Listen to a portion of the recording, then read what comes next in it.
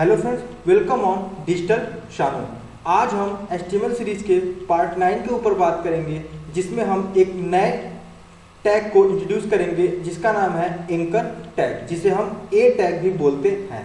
तो आइए देखते हैं कि ए टैग होता क्या है। The A tag define a hyperlink which is used to link from one page to another page, जिसका सिंपल सा मीनिंग है कि जब हमें एक पेज से दूसरे पेज पे जाना होता है तो उसके लिए हम ए टैग का यूज करते हैं। नेक्स्ट हमारा क्या कह रहा है, the most important attribute of the A element is the href attribute. इसका मतलब यह है कि जो हमारे ए टैग का जो मेन एट्रीब्यूट होता है वो हमारा href एट्रीब्यूट होता है। वो क्यों होता है?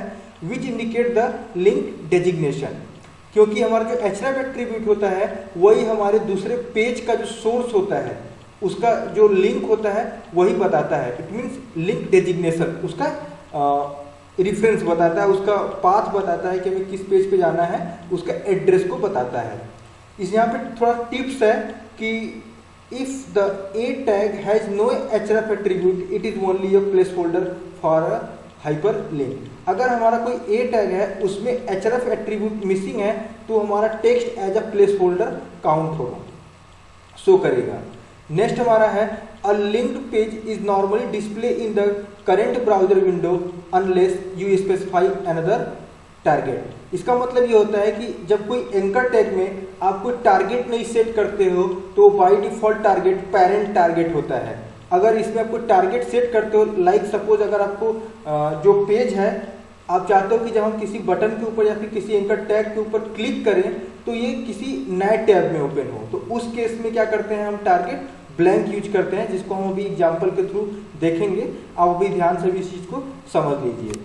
फिर नेक्स्ट हमारा है, ये थोड़ा सा एग्जाम्पल्स के थ्रू, सिंटैक्स के थ्रू बताने की कोशिश किए हैं कि कैसा दिखता है हमारा एंकर टैग, जिसमें आप देख रहे होंगे ओपनिंग टैग है ए का और एंकर टैग का और क्लोजिंग टैग भी है, जिसमें href हमारा क्या है, href हाइपर टेक्स्ट रेफरेंस को बता रहा है, और इसके जो डबल क्वेट्स के अंदर है ये हमारे URL मीन्स एड्रेस को बता रहा है। यहाँ पे एक टाइटल भी एट्रीब्यूट होता है जो हमारा लिंक किस टाइप का है उसके टाइटल को बता रहा है। हम इसमें टाइटल देके भी बता सकते हैं। और नेक्स्ट हमारा है, ये हमारा एंकर टेक्स्ट है कि किस टेक्स्ट के ऊपर क्लिक करने पे हमारा एक्शन परफॉर्म होगा एंकर टैग का, वो हमारा टेक्स्ट को यहाँ बताएगा। और यहाँ पे क्लोजिंग HTML टैग होगा। तो आइए हम थोड़ा एग्जाम्पल के थ्रू इस चीज़ को समझने की कोशिश करते हैं कि हमारा एंकर टेक्स्ट कैसा बनता है। तो जैसे यहाँ पे आप देख पा रहे होंगे, तो हम यहाँ पे लिखते हैं ए और इसका एक रेफरेंस एट्रीब्यूट देते हैं href। अभी अब मैं इसमें कुछ URL नहीं देता हूँ, सिंपल सा यहाँ पे मैं देता हूँ एक टेक्स्ट दे देता हूँ, इंक्वायर नाउ। ओके, और ये हमारा क्या हो गया, ए टैग हो गया। ओके, अभी हम इस चीज़ को यहाँ पे रन करेंगे। रन करके देखते हैं कि हमारा कैसा हमारा शो हो रहा है बेसिकली। तो जब हम इस ए टैग को रन करेंगे तो यहाँ पे आप देख पा, मैं इसको थोड़ा जूम करता हूँ, आप यहाँ पे देख पा रहे होंगे इंक्वायर नाउ।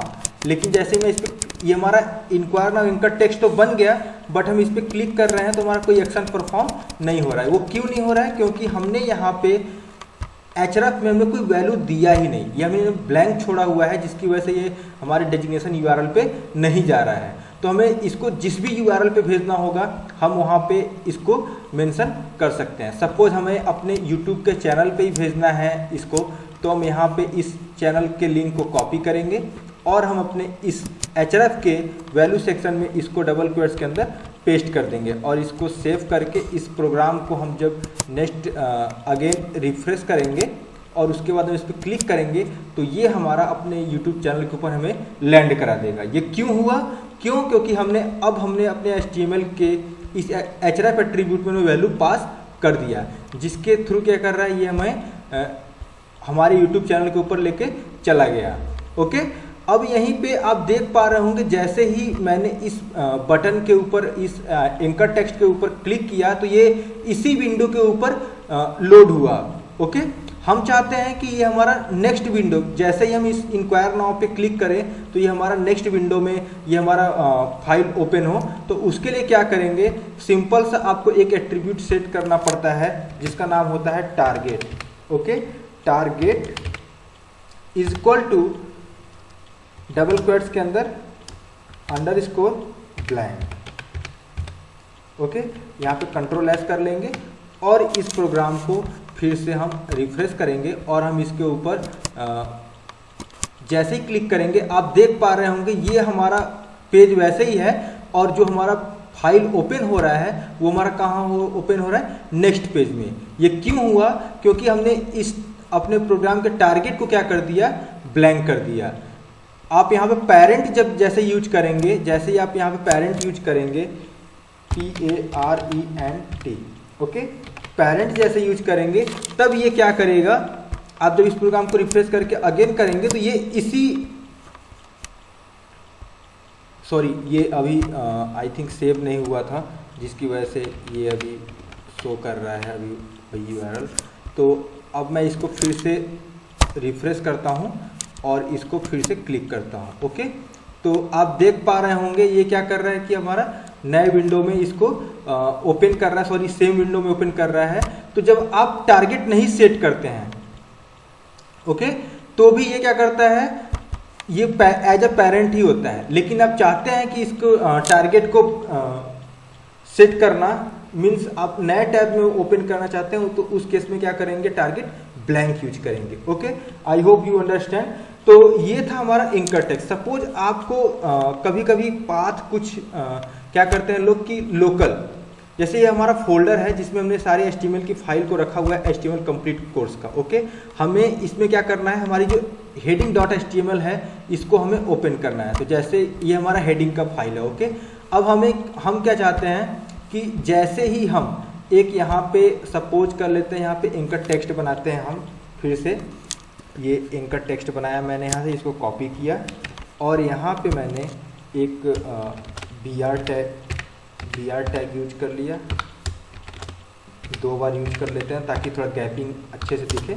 उसके बाद हम यहाँ पे इसको पेस्ट कर देते हैं। ओके, अब मैं यहाँ पे क्या करता हूँ कि इसकी वैल्यू में देता हूँ मैं यहाँ पे open heading file. Okay, save करता हूँ और मैं यहाँ पे टारगेट को हटा देता हूँ अभी फ़िलहाल के लिए।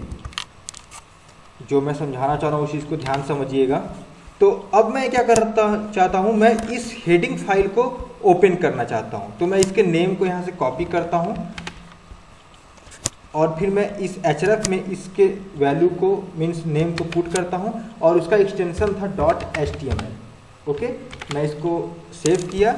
अब मैं इस प्रोग्राम को फिर से क्या करूँगा, रिफ्रेश कर दिया पेज को, तो ये रन हो गया। ओके, तो ये तो हमने बता दिया कि ये तो यूट्यूब पे जाएगा, लेकिन हमें दूसरा अभी चेक करने के लिए कि हमें एक नई फाइल को ओपन करना है जो उसी फोल्डर के अंदर है, उसको ओपन करना है जिसमें हमने इस लिंक पे क्लिक करते ही वो हमारी हेडिंग वाली फाइल ओपन होनी चाहिए। तो आइए इस पे जब हम जैसे ही हम क्लिक करेंगे ये हमारे हेडिंग की फाइल खुल गई। ये क्यों हुआ, क्योंकि हमने यहाँ पे हेडिंग के अंदर जो हमारा एंकर टेक्स्ट है इसके ऊपर हमने वैल्यू क्या दिया है, अपने हेडिंग फाइल का दिया हुआ है, जिसकी वजह से हमारा ये ओपन हो रहा है। ओके, अब यहाँ पे आपको एक फोल्डर दिख रहा होगा जिसके अंदर हमने एक इमेज रखा हुआ है। ओके, हमें इस इमेज को यहाँ पे शो कराना है। जैसे ही हम लिंक पे क्लिक करें तो हमारा ये इमेज शो करना चाहिए। तो उसके लिए हम क्या करेंगे, यहाँ पे फिर से हम 2 बार जो ब्रेक लगा हुआ है उसको यहाँ पे यूज करते हैं और एक अगेन हम क्या करते हैं कि फिर से इस कोड को कॉपी करते हैं एंकर टैग को और यहाँ पे पेस्ट कर देते हैं। ओके, अब हम यहाँ पे लिख देते हैं ओपन इमेज। अब हम इसके लिए क्या करेंगे, अब ध्यान से देखिएगा, ये बहुत ही इंपॉर्टेंट चीज़ है। ये जो हमारा इमेज है ये हमारा एक फोल्डर के अंदर है जिस फोल्डर का नाम है इमेजेस। इस इमेजेस फोल्डर के अंदर क्या है, हमारा इमेज है। ओके, अब हमें इस इमेज को प्रिंट करना है। जैसे ही हमारा क्या हो, इस ओपन इमेज के ऊपर हम जैसे ही क्लिक करें वो हमारा इमेज ओपन हो जाए। तो उसके लिए क्या करते हैं, बहुत बार लोग क्या गलती कर देते हैं, सीधे इस इमेज का नाम कॉपी किया और इस वैल्यू में पेस्ट किया और उस इमेज का एक्सटेंशन है .jpg, ये दे दिया और इसको रन करते हैं। ओके, तो मैं पहले बता दूं ये हमारा शो नहीं करेगा इमेज। वो क्यों नहीं करेगा मैं आपको बताता हूं। तो मैंने इसमें क्लिक किया तो ये हमारा कह रहा है your file could not be accessed. ये एक्सेस्ड क्यों नहीं हुआ हमारा फाइल?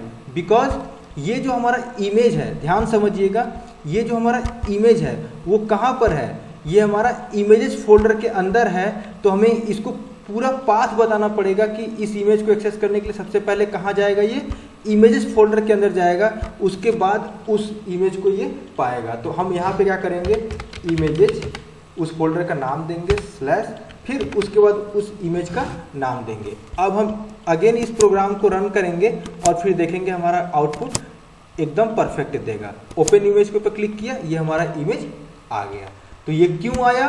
क्योंकि हमने यहाँ पे इसके पाथ को कंप्लीटली दिया कि ये जो हमारा ओपन इमेज है टेक्स्ट, इसके ऊपर क्लिक करें तो जो इमेजेस फोल्डर के अंदर जो हमारा इमेज है वो ओपन हो जाना चाहिए। आई होप आपको ये समझ में आया होगा। आइए अब हम दो अदर एंकर टेक्स्ट यूज करते हैं। ये बहुत कम लोग बताते हैं एज अ बिगिनर लोगों को, लेकिन मैं आपको यहाँ पे बताने की कोशिश करूँगा। इस चीज़ को बहुत ध्यान समझिएगा।